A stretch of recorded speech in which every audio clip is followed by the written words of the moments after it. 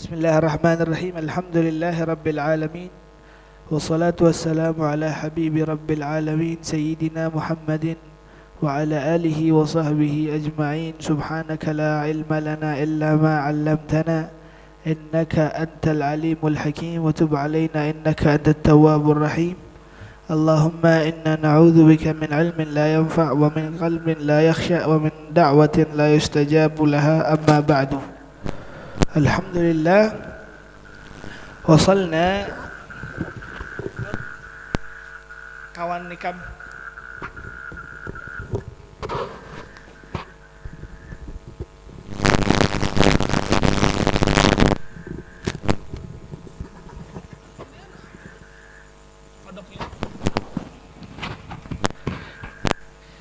Alhamdulillah, pembahasan kita pada malam hari ini masih di dalam bab salat atau bersangkut pautan dengan salat, karena memang salat ini insyaallah pembahasannya rada panjang, mungkin memerlukan pembahasan ataupun pertemuan yang berkali-kali. Alhamdulillah, pada kesempatan yang kemarin kita telah membahas waktu-waktu di dalam salatnya ataupun waktu-waktu salat yang 5.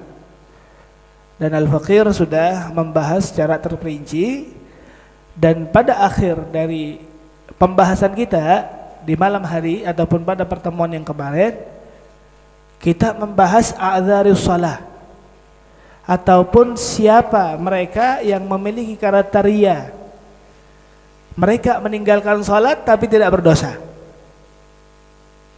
ataupun yang menyebabkan uzur di dalam salat. Uzur di sini bukan tidak salat. Ada 4 uzurnya. Nah, tapi kalau seandainya hilang uzurnya, maka dia wajib mengqadha salatnya. Nah, tapi yang dikatakan uzur di sini adalah mereka yang tidak mendapatkan dosa bagi yang meninggalkannya. Ada 4 kriterianya ataupun 4 keadaannya. Yang pertama kami ucapkan adalah tidur. Tertidur. Tidur sampai dia karena terlelapnya dia tidur, dia hilang ataupun dia tidak mengerjakan salat. Rata-rata subuh kita contohkan, ataupun tidur siang sehingga meninggalkan salat asar.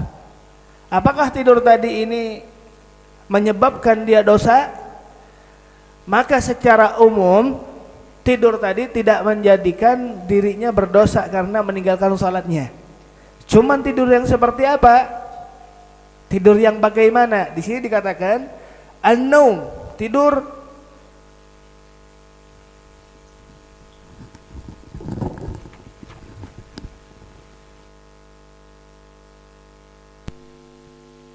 tes. Tidur yang seperti apa, Habib? Nah, di sini dikatakan tidur yakunu uzran. Nah, tidur bisa dikatakan tidur tersebut menjadi sebuah uzur. Tahu uzur? Uzur, apa uzur? Uzur, azara bermakna karena keadaan itu diberikan sebuah dispensasi dari agama. Bahasanya tidak berdosa. Tidur yang seperti apa, Habib? Di sini dikatakan idza nama qabla dukhulil waqt. Kalau seandainya tidurnya dia tidur sebelum masuknya waktu. Contoh, salat asar kapan masuknya? Ketika bayangan kita lebih panjang daripada tubuh kita dan lebih panjang dari haddul istiwa ataupun sekedar 2 jari tadi. Jadi panjang kita seandainya 180 ditambah sekian senti, keluar dari itu masuk waktu asar. Kita kira-kira jam berapa? Jam 3 sekarang ya, jam 3. Contoh kita tidur habis sholat duhur, habis begawi ya, habis begawi, sholat duhur, habis itu tidur kita, memang dipersiapkan untuk istirahat. Karena memang uyuh badan, Akhirnya tidak bangun, bangunnya habis maghrib contohnya. Bangunnya habis maghrib. Bagaimana Habib? Dia wajib mengqadha salatnya. Dia wajib mengqadha salat asarnya, tapi tidak berdosa. Karena apa? Dia uzur. Thayyib. Idza nama qabla dukhulil waqt. Kalau pertanyaannya, kalau seandainya masuk waktu sudah, kapan contohnya?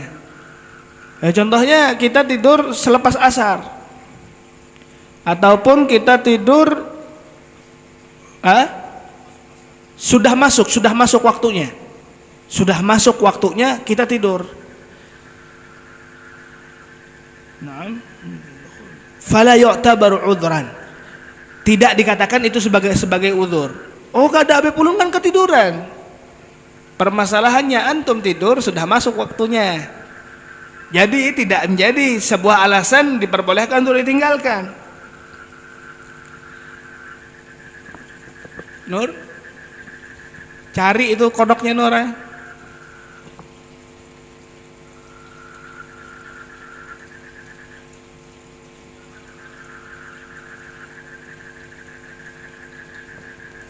Tayyib. Kecuali itu adalah adatnya. Apa adat? Kebiasaannya. Sehingga yang menjadikan dirinya sebuah jadi kebiasaan, sekiranya contoh saya ini mentakhirkan waktu Isya. Apa takhir nih? Nunda waktu Isya. Ulun tidur dulu. Jam 8 ulun tidur, kena jam 10 ulun bangun. Jadi ulun sholat Isya, selajur itu ulun sholat tahajud contohnya. Karena tahajud salah satu syaratnya harus tidur.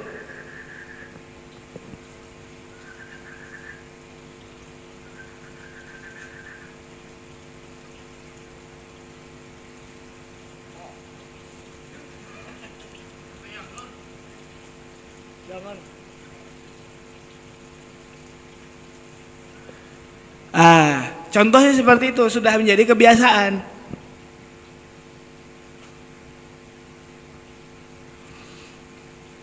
Tiba-tiba di satu saat karena uyuhnya badan, ulun kada bangun sampai subuh. Itu termasuk uzur masih. Karena apa? Salah satu kebiasaan ulun bangun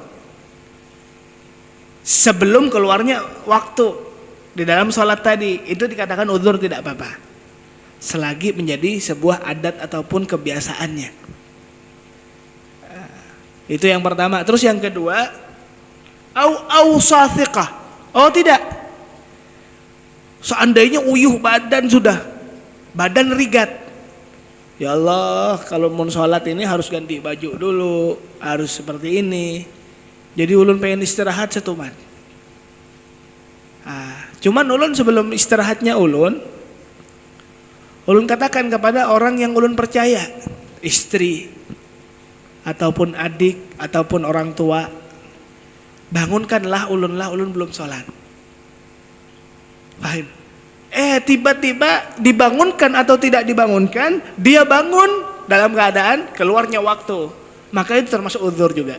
Jadi uzur tadi ada 3. Yang pertama, tidurnya sebelum masuk waktu. Terus yang kedua, sudah menjadi kebiasaannya, kebiasaan bangun sebelum keluarnya waktu.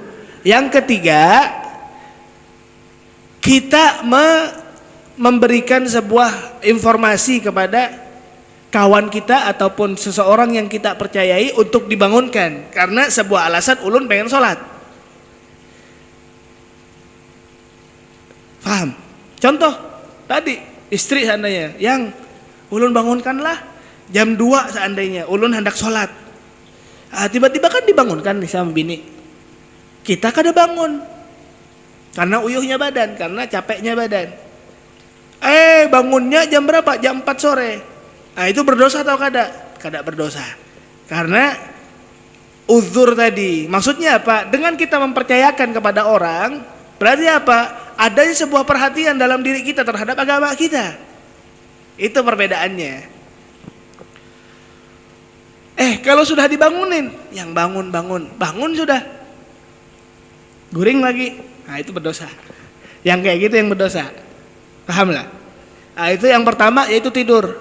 Terus yang kedua an-nisyan, lupa. Halo? Lupa, kata Rasulullah, rufi'al qalamu an ummati al-khata'a wan nisyana wa mastukrihu alaih. Baginda Muhammad mengatakan rufi'al qalam, diangkatlah pena. Maksud pena ini apa? Catatan amalan kita.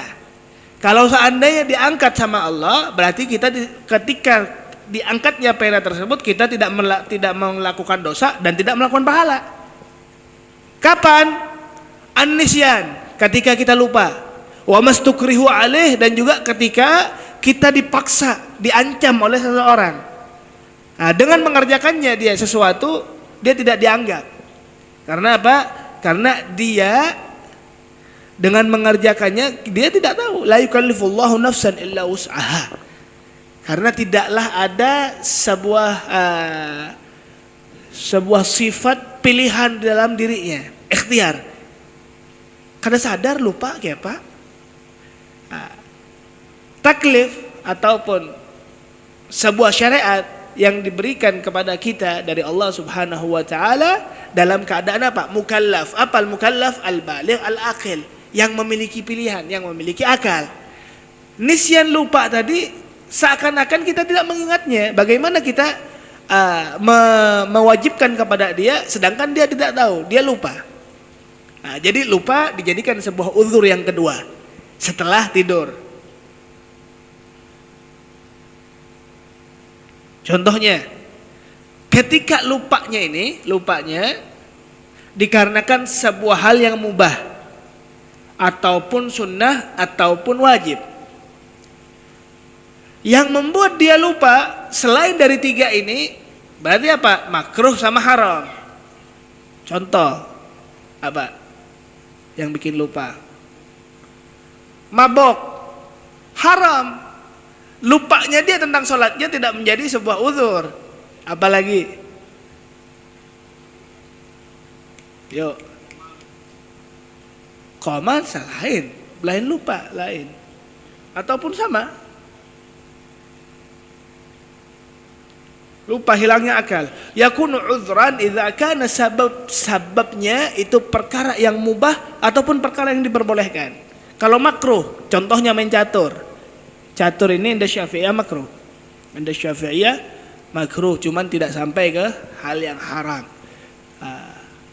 Lupa dia karena main game, maka tidak dijadikan sebuah uzur.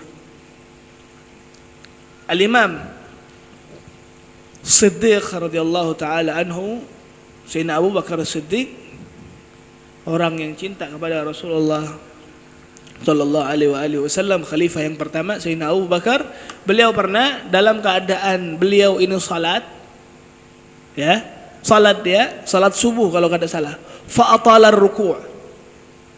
Dalam riwayat fa atala ruku' atau sujud seperti itu. Karena beliau dari saking asiknya salat, beliau ini rukuknya lawas. Sampai tidak kerasa sudah siang.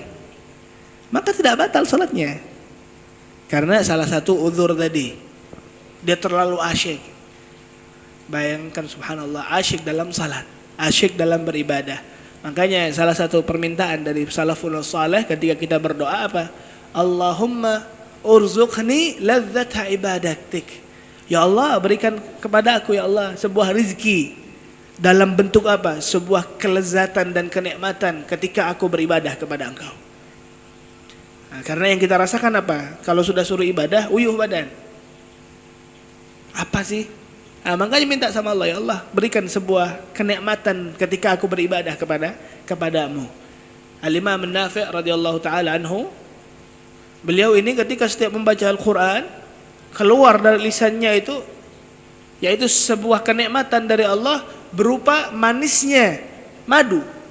Diberikan kenikmatan oleh Allah.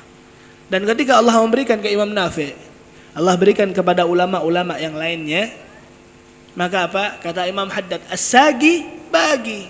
As-sagi orang yang memberikan, zat yang memberikan, yaitu Allah Subhanahu wa taala, baqin. Allah tidak pernah hilang. Allah tidak pernah hilang. Jadi kalau seandainya Allah memberikan kepada mereka, para aulia, para sahabat, para salafun saleh, dengan kelezatan di dalam ibadah ketika mereka mengerjakannya, kita minta sama Allah. Karena yang memberi satu, Allah subhanahu wa ta'ala. Itu kata Imamul Haddad, as-sagi bagi. As-sagi bagi. Itu zat yang memberikan selalu ada, selalu kekal. Baik. Terus yang ketiga, yang diperbolehkan, yang tidak berdosa bagi mereka yang meninggalkan ataupun yang tidak mengerjakan salat pada waktunya. Apa? Jamak. Al-jam'u bainas salatain, ataupun dijamak salatnya. Karena pada hakikatnya dia salat di luar dari waktunya. Waktu zuhur sudah kita jelaskan dari mana? Dari turunnya, tergelincirnya matahari ketika di atas kepala kita sampai batasan bayangan kita sama. Bayangan kita sama dengan tinggi kita. Nah, di waktu itu kita kadang sholat. Malah kita sholatnya di waktu asar dengan niat jamak takhir. Dijamak, dimundurkan sholatnya. Ataupun dijamak takdim, sholat asarnya ditarik ke waktu zuhur. Pada hakikatnya dia tidak sholat, tidak mengerjakan sholat pada waktunya. Nah, cuman ini termasuk uzur, termasuk rukhsah. Pernah dengar rukhsah? Rukhsah beb? Itu adalah sebuah rukhsah. Rukhsah ini adalah sebuah perubahan di dalam hukum, yang dimana perubahan tersebut dari berat ke ringan. Dari berat ke ringan. Contohnya jamak. Berat bagi seorang musafir dia, karena dia harus berhenti, dia harus melakukan salatnya. Ketika dia sampai ke waktu yang lain ataupun waktu asarnya, dia harus salat lagi. Maka subhanallah, Allah ringankan, dijadikan apa? Diberikan sebuah keringanan di dalam jamak salat. Ataupun rukhsah, seperti banyak rukhsah.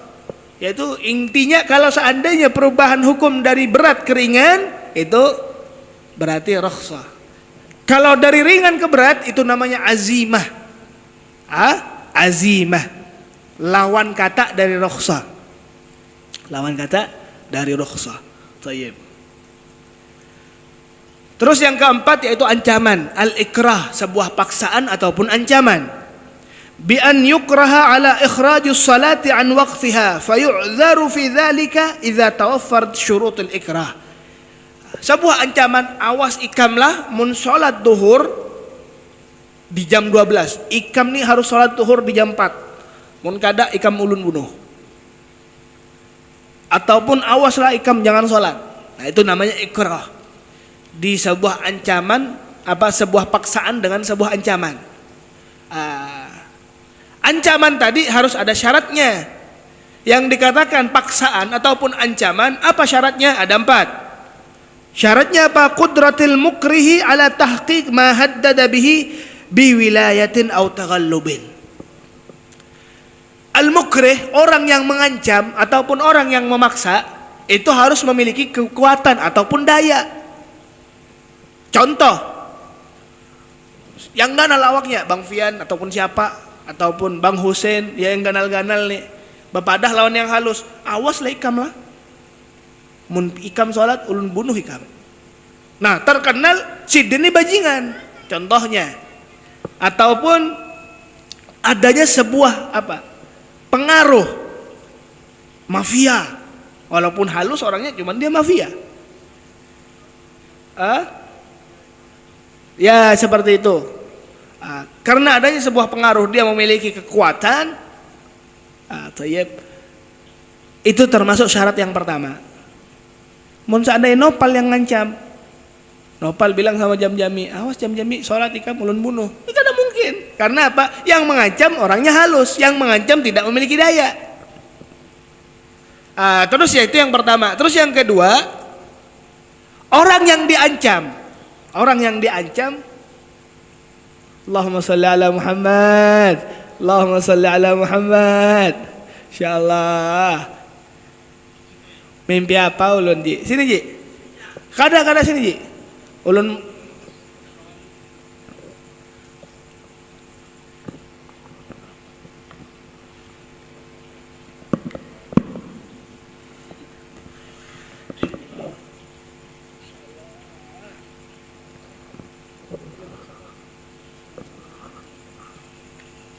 Tayyib. Terus yang ketiga, yang kedua azzul mukrah, yang diancam ini tidak memiliki daya dan upaya. Paham? Contoh, yang diancam sama-sama kuat, sama-sama memiliki daya dan upaya. Contohnya Turki diancam oleh Amerika. Tidak bisa karena Turki memiliki daya dan upaya. Turki sama-sama kuat. Itu bukan termasuk kriteria orang yang terancam. Bisa melawan ma'ukriha alaihi biharabin. Kalau seandainya dia bisa berlari, contohnya ulun bunuh ikam kalau kada ikam sholat, kada sholat, cuman dia bisa lari ataupun dia bisa minta tolong, masih diperbolehkan. Masih bukan termasuk kriteria orang yang terancam, karena masih ada sebuah jalan keluar di dalam ancamannya. Terus yang keempat, yang ketiga, dhannul mukrah annahu idza imtana'a fa'alal mukrih.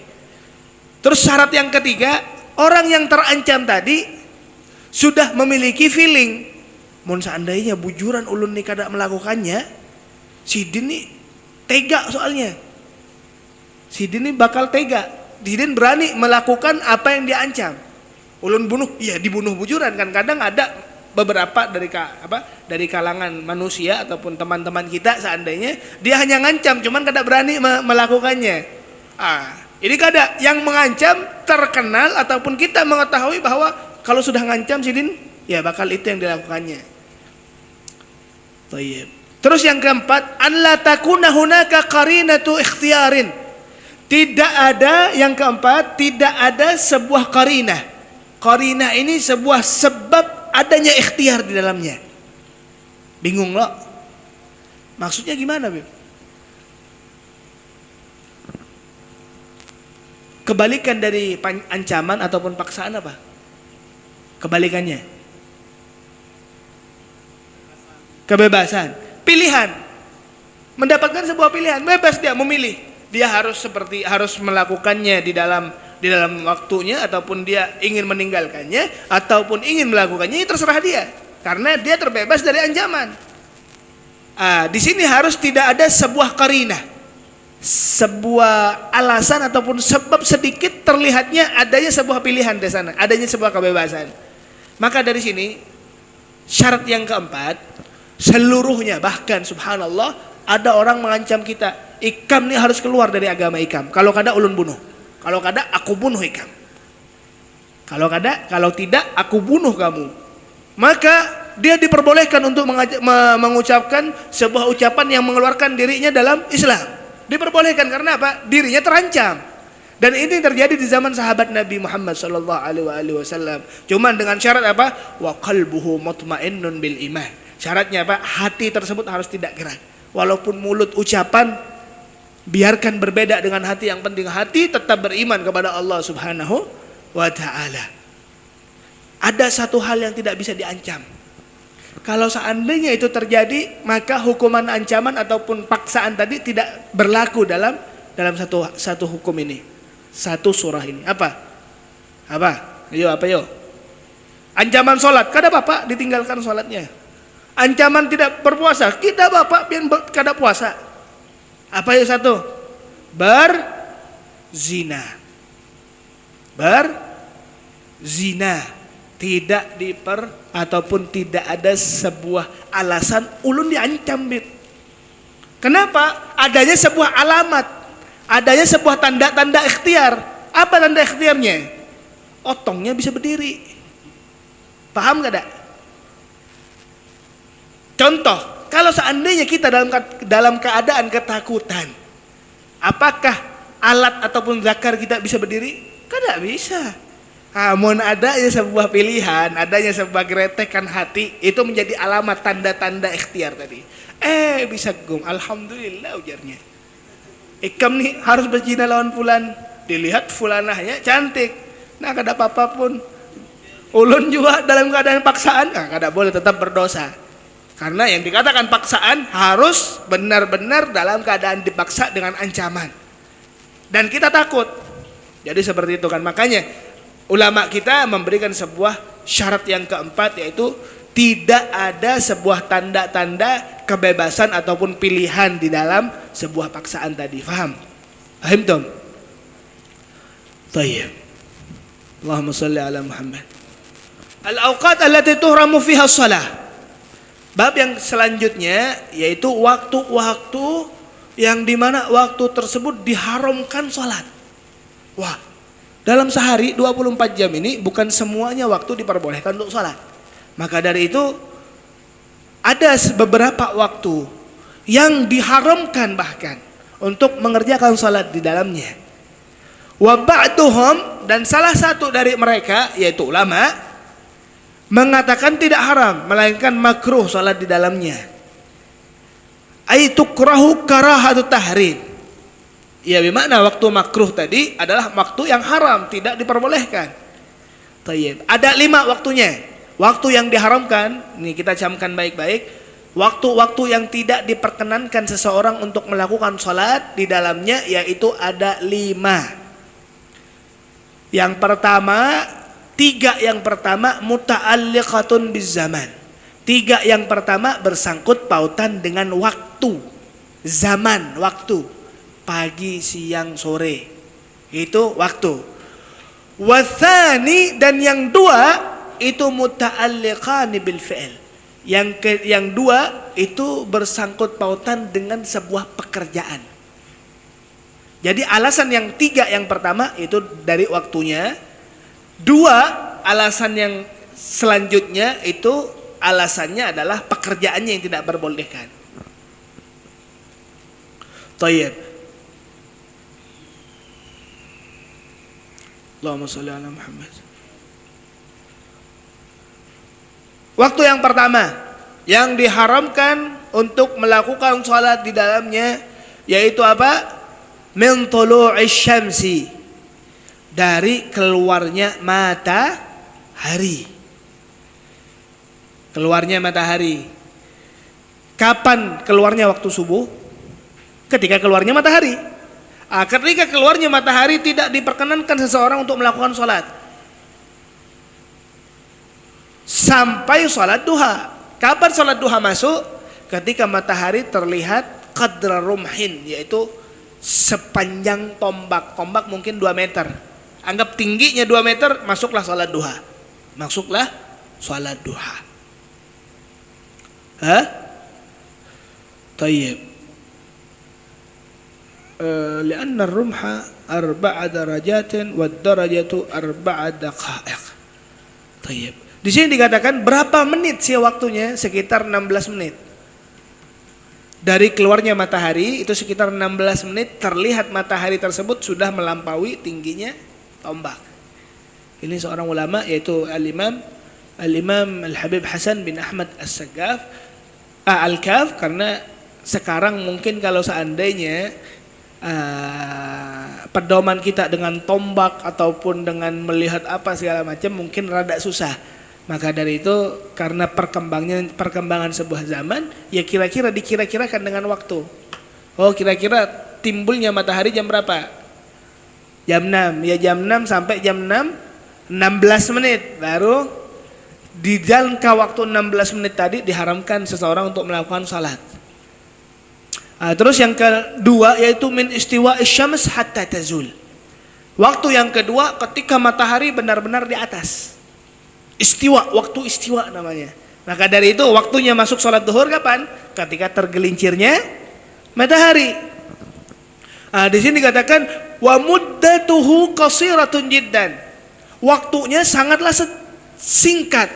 Jelas. Berapa menit kira-kira? Paling 2 menit, 3 menit. Nah, di situ kalau seandainya kita sholat duhur kita tidak boleh, haram. Karena apa? Memang yang pertama kadang masuk waktunya. Yang kedua, ketika kita sholat di sana kita diharamkan karena adanya sebuah alasan istiwa. Tayyib. Terus isfirarin hatta taghrib. Waktu yang kedua, yang ketiga yang diharamkan yaitu apa? Ketika isfirar, langit warnanya kuning sampai terbenamnya matahari. Jadi kapan kira-kira waktunya? Sekitar jam 10 sebelum maghrib, sebelum masuknya maghrib, setengah 6, itu diharamkan untuk sholat di dalamnya. Nanti kita bahas sholat apa sih yang diharamkan. Mun kita ini subhanallah jam setengah 6 itu kira-kira sebelum masuk maghrib, kita belum sholat asar. Apa hukumnya? Wajib kita sholat dalamnya, karena itu termasuk sholat asar pasti. Nah, nanti kita sebutkan apa yang diharamkan, sholat yang seperti apa. Bukan setiap sholat soal yang diharamkan. Kenapa diharamkan? Kenapa diharamkan? Karena menangkis sebuah ucapan, ungkapan, bahkan menangkis sebuah ideologi dalam Islam ataupun di luar dari Islam, bahwa kita muslimin menyembah ke matahari. Menyembah ke matahari. Maka dari itu coba lihat yang terjadi nih ketika di zaman kita, ketika film-film tuh, coba lihat orang-orang ketika sholat yang identik orang-orang kafir yang membuatnya. Coba lihat ketika adanya orang muslim yang identik dengan teroris, yang pertama dia dilihatkan bagaimana dia sujud ataupun ruku cuman di depannya matahari ketika pagi-pagi ataupun sore hari. Nah, di situ sudah di Allahumma shalli ala Muhammad, selewengkan ataupun diantisipasi oleh baginda Muhammad. Maka dari itu diharamkan waktu-waktu itu untuk melakukan salat. Baik.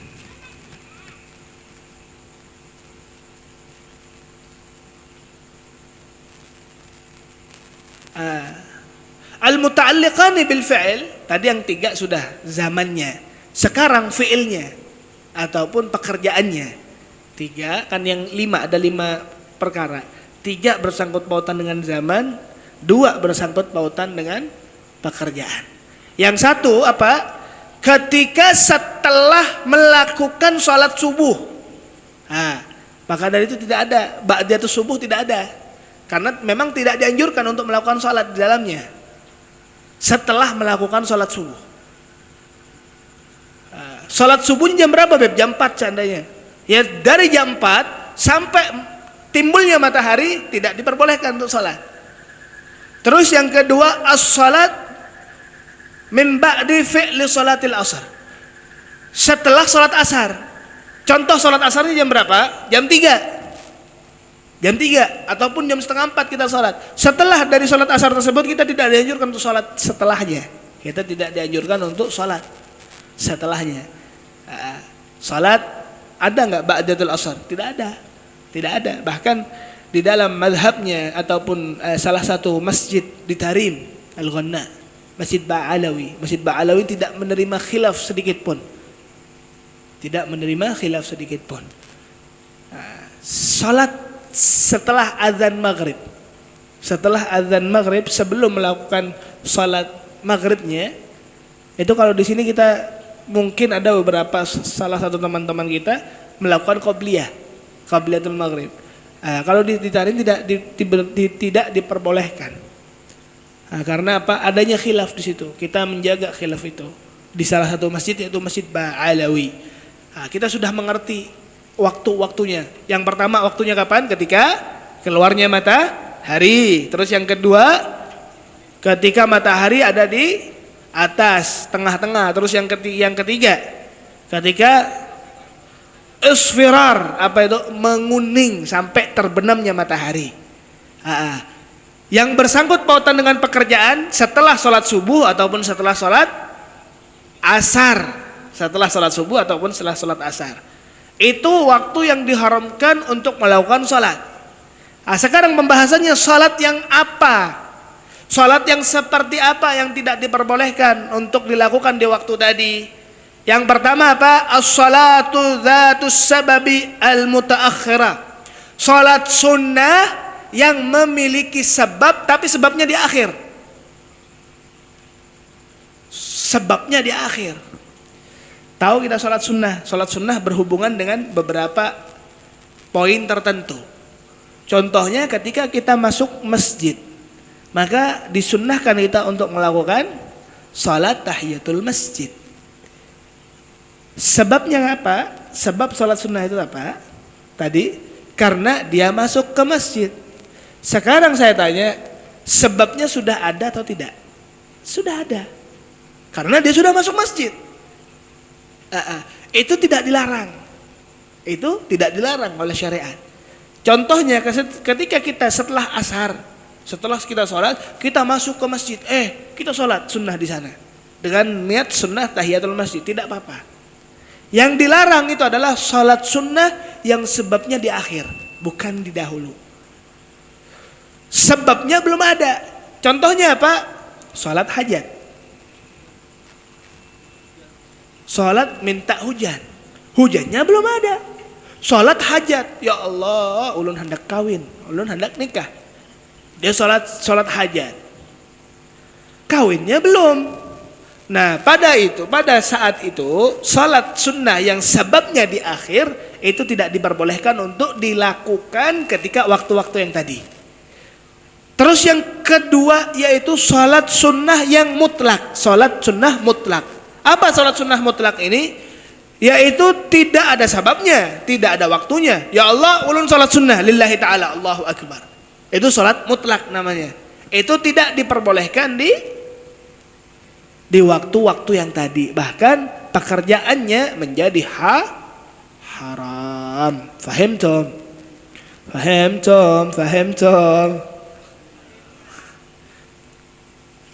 Tayyib. Alhamdulillah. Insyaallah pada kesempatan yang akan datang kita akan membahas bab syurut wujubus shalah. Syarat yang diwajibkan. Syarat yang mewajibkan diri dia itu salatnya wajib. Syarat-syaratnya wajibnya salat intinya.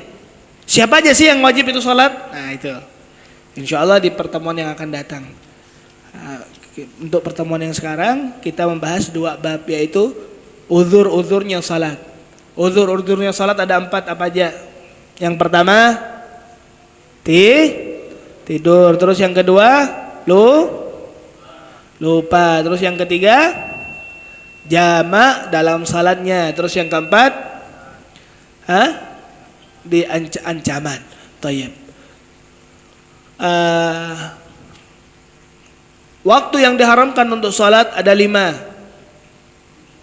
3 bersangkut pautan dengan zaman, 2 bersangkut pautan dengan pekerjaan. Yang pertama, setelah tidak. Yang bersangkut pautan dengan zaman, terbitnya matahari sampai setinggi tombak ataupun dalam jangka waktu ataupun detiknya sekitar 16 menit. Terus yang kedua, ketika matahari di atas ubun-ubun. Terus yang keempat, yang ketiga, setelah ketika terbenamnya matahari. Yang bersangkut pautan dengan pekerjaan setelah sholat subuh dan setelah sholat asar. Wallahu ta'ala a'lamu bissawab. Semoga apa yang kita ajari, semoga apa yang kita ketahui bermanfaat bagi diri kita, bagi ibadah kita, bagi keluarga kita, dan semoga Allah Subhanahu wa taala menjadikan diri kita, menjadikan pengajian ini sebagai sebab kita diridhai oleh Allah, dilancarkan hajat-hajat kita, dikabulkan hajat-hajat kita, diampuni dosa-dosa kita, dan semoga teman-teman kita ataupun kita yang hadir bahkan keluarga kita dijadikan pribadi yang lebih baik lagi di hadapan baginda Muhammad sallallahu alaihi wasallam. Amin amin ala hadhihi niyyah wa kulli niyatin salihah wa ila hadratin Nabil Mustafa sallallahu alaihi wasallam. Al-Fatihah. Shiratal ladzina an'amta alaihim ghairil maghdubi alaihim waladdallin.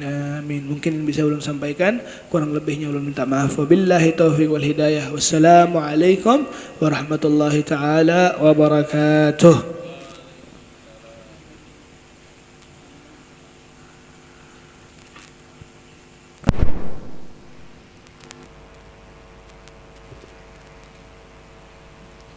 Mungkin dari jamaah ada yang ingin bertanya. Bismillahirrahmanirrahim. Assalamualaikum warahmatullahi wabarakatuh. Habib, kan saya berhubung ini di rumah sakit pekerjaannya. Dan kadang kita di rumah sakit itu kan sekarang lagi musim-musimnya corona nih, Habib. Nah, kan sekarang kita itu sebenarnya banyak yang di ruangan itu juga kan dalam waktu sholat, misalkan kasus ini bedah, Habib. dalam kasus bedah itu biasanya kita mengerjakan pasien itu kisaran waktu 4 sampai 6 jam, bahkan sampai 8 jam. Kita bisa berdiri di situ.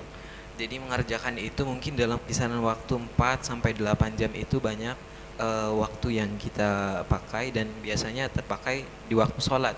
Anggap sekarang waktu sholat itu dari jam 2 sampai itu bisa mungkin jam 7 malam baru kita baru selesai dalam pekerjaan bedah itu, Bib. Jadi kan ada 3 sholat sebenarnya yang kita sudah lewati, asar, maghrib, dan isya. Dan kalau kita mengerjakan, apalagi kita tinggalkan pasien di atas meja operasi, itu sangat berbahaya kan, Bib. Nah, dan juga saat ini kita, meskipun kita istilahnya dalam waktu yang lengang, dalam 4 sampai 8 jam tadi, namun kita sekarang berpakaian hazmat, kan dimana jidat kita ini tertutup. Untuk sujud kita tidak bisa, walaupun tadi dalam waktu itu ada waktu senggang, tapi tidak bisa melaksanakan sholat. Apakah di dalam waktu ini kita mendapatkan rukhsah atau ada uzur yang kita dapatkan? Bagaimana, Habib? Sementara ini tidak termasuk di dalam 4 yang Habib bilang tadi.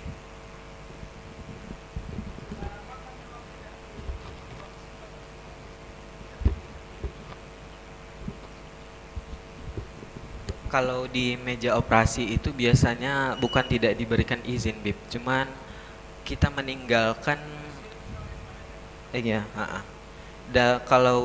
kalau kita memakai hazmat biasanya itu ada gilirannya, Bib. Jadi ada giliran-giliran tertentu. Bahkan saya sendiri pun pernah satu kali istilahnya menangis dalam hati saya karena pernah meninggalkan sholat Jumat semasa memakai baju hazmat itu. Sementara di itu ada senioritas, Bib. Jadi senioritas itu yang tidak diperkenankan masuk dalam waktu-waktu tertentu itu ada kepala tim dan kepala ruangan. Sementara di situ hanya ada kepala tim dan kepala ruangan saja lagi yang tersisa. Lelakinya juga biasanya ada yang masuk di dalam pakaian.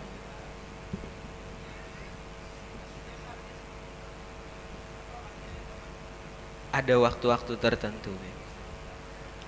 Kalau 1 bulan, saya selama 1 tahun ini 1 kali saya meninggalkan Jumat, 1 kali. Kalau yang sholat tadi itu biasanya, apalagi kasusnya pasiennya sudah kritis, sudah mangap-mangap, sudah satu-satu napasnya, malah kita tambah lagi yang masuk. Sementara kalau kita cuma berdua bertiga, biasanya tidak bisa mengerjakannya.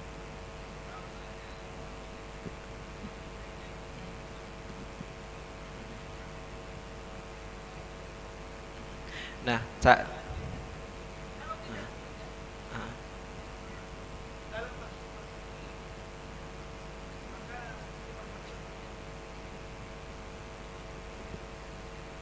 tapi kita tidak termasuk orang yang melalaikan sholat lah, Bib.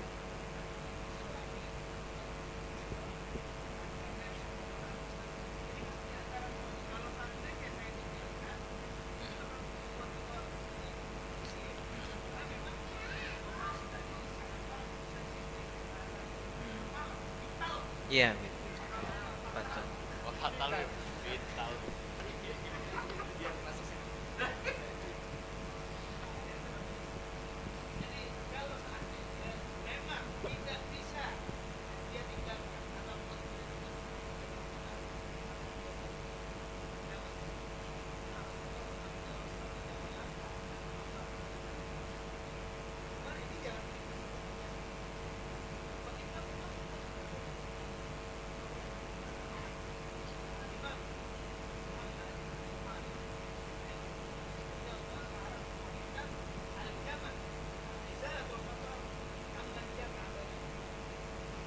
Menghilangkan sebuah ancaman bagi mereka yang menjamak sholatnya dalam keadaan tidak dalam bepergian ataupun ketika dia mukim. Nah, itu dibahas secara detail, mengambil sebuah hadis-hadis Nabi. Cuman salah satu syaratnya, karena saya memang ini bukan mahalul fatwa, ini saya bilang seperti ini bukan untuk setiap diri dari kita, tidak, khusus Karena memang apa? Memang kasusnya beliau sangat genting, sangat fatal, yaitu bersangkut pautan dengan pasien tadi. Sedangkan ini wajib juga sholatnya. Bagaimana? Ya kita ambil salah satu pendapat ulama tadi. Cuman dengan syarat tidak dijadikan sebuah adat istiadat. Memang kalau seandainya kan antum mana kan tanyakan kepada antum kira-kira berapa dalam sebulannya, tiap hari kah atau kada. Kalau memang seandainya berhubungan dengan hanya 1 tahun sekali ataupun ya sangatlah jarang, maka diperbolehkan. Cuman dengan syarat apa? Kita meninggalkan kelalaian tadi. Kita lalai nih. Kalau seandainya kita kada sholat berarti kita lalai. Ya kalau beliau takut karena kelalaian tadi membuat diri beliau menjadi dosa. Maka kita ambil ataupun sebuah jalan keluar yang dikarang oleh Al-Imam Muhammad Siddiq Al-Ghumari. Beliau seorang muhaddis besar. Al-Faghir punya kitabnya. Jadi mungkin itu sebagai jalan keluar buat antum. Jadi antum salatkan seandainya dimulai dari jam 2. Antum kan sudah melakukan salat asar. Salat duhur. Antum bakal tahu nih. Oh, ini kan bakal ketinggalan salat asarnya. Niatkan dijamak dulu. Dijamak takdim. Ketika memang genting. Itu. Dan tidak menjadi sebuah adat istiadat. Karena apa? Jamak ini diperbolehkan dengan 3 alasan. Apa alasan yang pertama? Yaitu bepergian, musafir. Terus yang kedua ketika sakit. Yang ketiga yaitu ketika matar ataupun hujan yang sangat deras bagi mereka yang istiqomah salatnya di masjid. Pian kadahara pan.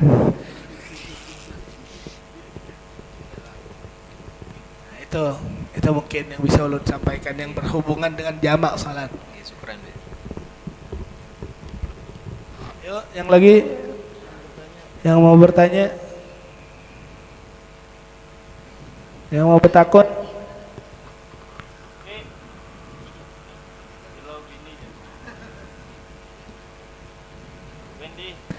Alhamdulillah, ahlan wa sahlan para musyahid nonton live streaming Riyadhus Shalihin. Kita mendapatkan ataupun kedatangan tamu istimewa, itu dengan datangnya Haji Matpur.